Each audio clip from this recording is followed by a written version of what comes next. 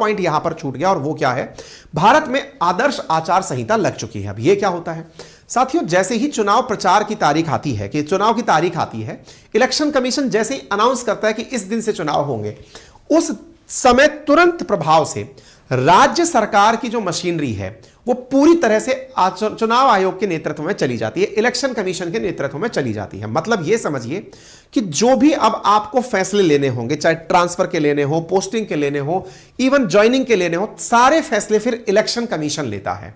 अगर किसी को सस्पेंड करना है, किसी को ज्वाइन कराना है, किसी को मूव कराना है सरकारी नौकरियों में भी, तो वो फैसले इलेक्शन कमीशन लेता है। नंबर एक बात। नंबर दूसरी बात, पूरी तरह से राज्य में होने वाले हर काम को, यानी ऐसे समझिए कि जिला कलेक्टर जैसे ही आचार संहिता लगती है, राज्य के जो निर्वाचन आयुक्त हैं उनके अंडर में चले जाते हैं। यानी कि सारी की सारी प्रशासनिक व्यवस्थाएं सीधी अंडर में चली जाती हैं इलेक्शन कमीशन के, जो पहले एक अलग प्रोसेस फॉलो कर रही थी, अपने एग्जीक्यूटिव हेड चीफ सेक्रेटरी के नीचे काम कर रही थी, चीफ सेक्रेटरी से रिप्लेस होकर तुरंत इलेक्शन कमीशन के पास चली जाती हैं। यानी अब इलेक्शन कमीशन ही कलेक्टर को, इलेक्शन कमीशन ही एसपी को, इलेक्शन कमीशन ही एसडीओ तहसीलदार को, सबको डायरेक्शन इलेक्शन कमीशन देता है। सब उसी के आदेश की पालना में होते हैं, कोई और। ये तो होता है प्रशासनिक फेरबदल।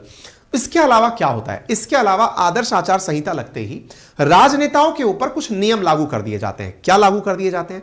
यदि आप खुद सत्ता में थे, अब सत्ता में हैं, तो सत्ता में दोबारा आने से पूर्व आप दोबारा आने का प्रयास करेंगे।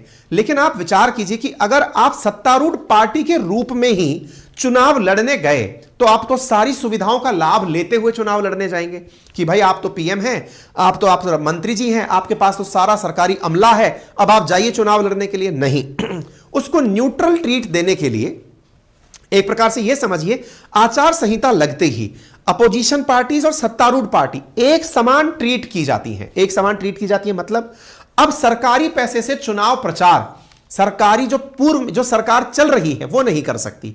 यानी जो भर भर के विज्ञापन अखबारों में इन दिनों आ रहे थे आचार संहिता से पहले, अब वो नहीं आ पाएंगे। अब अगर आते हैं तो वो उस पार्टी के अकाउंट से पैसे कटेंगे, सरकारी पैसे से नहीं। आपने आचार संहिता लगने से पहले अपने शहर के प्रमुख अखबारों में प्रमुख विज्ञापनों को देखा होगा, सरकारों ने भर भर के विज्ञापन दिए हुए हैं कि भाई हमने ये कर डाला, हमने ये कर डाला, और उस विज्ञापन के नीचे एक लाइन लिखा आती है, सूचना और जनसंपर्क मंत्रालय द्वारा जनहित में जारी। नीचे नीचे लिखा आता है, वो सरकारी विभाग है, सरकारी प्रचार विभाग है।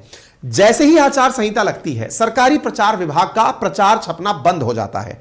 अब जो यहां से आगे लिखने में आएगा वो राजनीतिक पार्टियों के अपने अकाउंट से पैसे कटेंगे, उनसे लिखने में आएगा। उम्मीद है अब आप इस बात को समझ पा रहे हो कि आदर्श आचार संहिता में होता क्या है।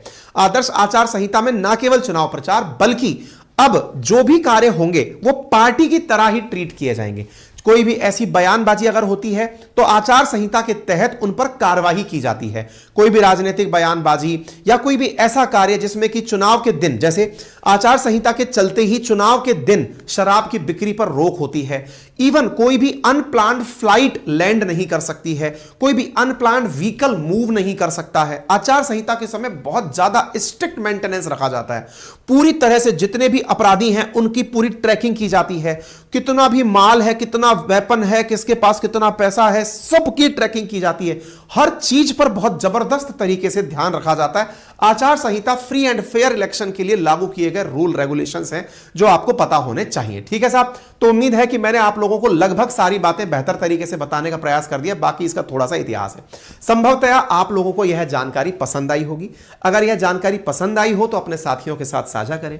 चैनल पर नए हैं तो चैनल को सब्सक्राइब कर लें। मेरे प्यारे लिसनर्स, आपसे गुजारिश है कि आप में से लगभग 41% मेरे आज भी ऐसे सब्सक्राइबर्स हैं, ऐसे लिसनर्स हैं जो सेशन पूरा प्यार से सुनते हैं, लेकिन एक लाल बटन है सब्सक्राइब का, उसे नहीं दबा पाते हैं। उन्हें लगता है दबाने में पैसा खर्च होता होगा या समय खर्च होता होगा। समय खर्च होता है 0.19 सेकंड और पैसा खर्च होता है 0। लाभ हमारा यह है कि हम जब भी भविष्य में आपके पास मुखातिब होना चाहते हैं, आपके पास इंफॉर्मेशन पहुंच जाती है। और जिन हमारे प्रियजनों ने हमें स्वीकार कर लिया है, सब्सक्राइब कर लिया है, उनका असीम हृदय की असीम गहराइयों से धन्यवाद। आपसे गुजारिश है कि इस सेशन को ज्यादा से ज्यादा साथियों से साझा करें, लाइक और शेयर करना बिल्कुल ना भूलें और अपना एक्सपर्ट कमेंट भी छोड़ें। बाकी हां, पढ़ने वाले विद्यार्थियों के लिए एक जनहित में सूचना यह है कि मेरी टीम जो आरओ एआरओ की तैयारी करा रही है, कल से उनकी क्लासेस शुरू हो जाएंगी अपनी पाठशाला एप्लीकेशन पर। आज तक यदि आप में से कोई साथी एडमिशन नहीं लिया है तो जल्दी से जाकर अपना एडमिशन बुक कर ले। यूपी आरओ एआरओ परीक्षा के लिए 2499 में कंप्लीट फाउंडेशन बैच हमारी टीम लेकर के आपके लिए हाजिर हो रही है। कल सुबह से क्लासेस लगना शुरू हो जाएंगी। बेहतरीन क्लासेस हैं, बेहतरीन टीम है, बेहतरीन रिवीजन है, पूरी क्लासेस लाइव हैं। अगर लाइव नहीं देख पाते हैं तो वो डाउनलोड फॉर्म में भी आपको उपलब्ध होंगी। प्रॉपर टेस्ट का डिस्कशन, प्रॉपर ऑनलाइन नोट्स, सब चीजें आपके लिए उपलब्ध कराई जा रही हैं। अपना ख्याल रखें। बहुत बहुत